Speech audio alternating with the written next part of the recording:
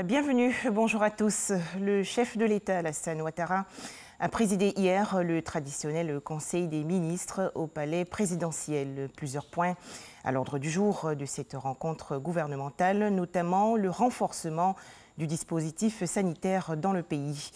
Plus de 11 milliards de francs CFA sont prévus pour améliorer la qualité des soins des populations de Côte d'Ivoire.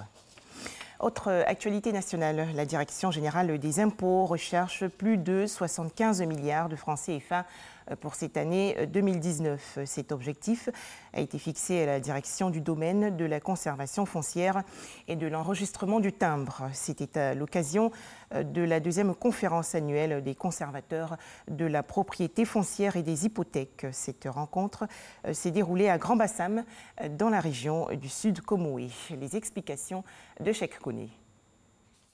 En 2018, les droits d'enregistrement, les droits de timbre, les revenus du domaine et les taxes dominales ont rapporté environ 69 milliards de francs CFA à l'administration fiscale sur un objectif de 62 milliards 915 millions de francs CFA, soit un taux de réalisation de 109,8%. Une belle performance des 25 conservateurs de la propriété foncière et des hypothèques, CPFH, repartis sur tout le territoire national. Cependant, pris séparément, seulement 3 CPFH sur les 25 ont atteint les objectifs. En cause, plusieurs services de conservation foncière se trouvent déficitaires quant aux objectifs à eux assignés.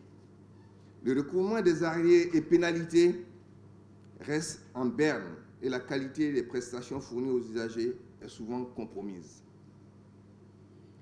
De ce qui me revient, un certain laxisme est constaté au sein de certains services de conservation foncière ayant ouvert ainsi la boîte de Pandore. Ces 2 jours d'assises ont permis à l'ensemble des conservateurs fonciers de disséquer les méthodes de travail et déceler les formes d'anomalies dans leur mission. Une remise en cause indispensable pour relever les défis à venir, a indiqué le directeur général adjoint de la DGI. Vous savez, en matière de droit d'enregistrement au café cacao, vous avez pour cette année 2019 25,8 milliards. En ce qui concerne la taxe domaniale, vous avez 29,5 milliards à lever. En ce qui concerne les droits de timbre, vous avez 17,6 milliards à lever. En ce qui concerne les revenus du domaine, vous avez 2,5 milliards à lever. Et les autres taxes, il faut les disséquer, il faut les regarder de près, il faut revoir la gestion. Il faut avoir des réunions avec les structures qui travaillent sur ces différentes taxes-là pour voir est-ce que l'assiette est suffisamment explorée. Sur un objectif global de mobilisation de plus de 2500 milliards de francs CFA en 2019 par la Direction générale des impôts, la part de la conservation foncière est estimée à 75 milliards de francs CFA, soit 6% de contribution. Revenons, si vous le voulez bien, sur le séjour en Côte d'Ivoire de la directrice de l'Organisation des Nations Unies pour l'éducation, la science et la culture. Audrey Azoulay a visité la ville historique de Grand-Bassam, ville inscrite depuis 2012 au patrimoine mondial de l'UNESCO. Le séjour de la directrice de l'Organisation des Nations Unies pour l'éducation, la science et la culture s'est achevé hier mercredi.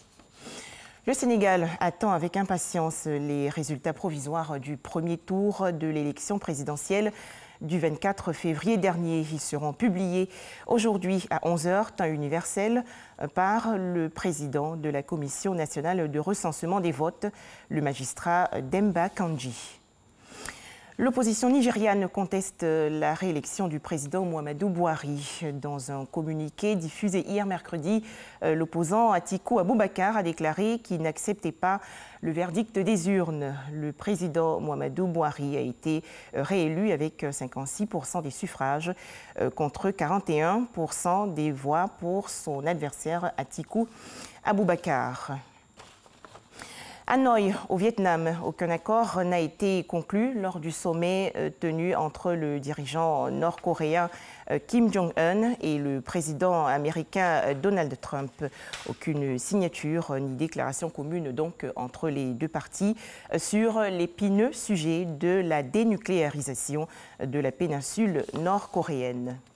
Enfin, les États-Unis ont demandé un vote aujourd'hui du Conseil de sécurité des Nations Unies sur un projet de résolution appelant à des élections présidentielles libres, justes et crédibles au Venezuela, ainsi qu'un libre accès à ce pays pour une aide humanitaire. Voilà, prochain rendez-vous, 13h, dans le cadre du journal.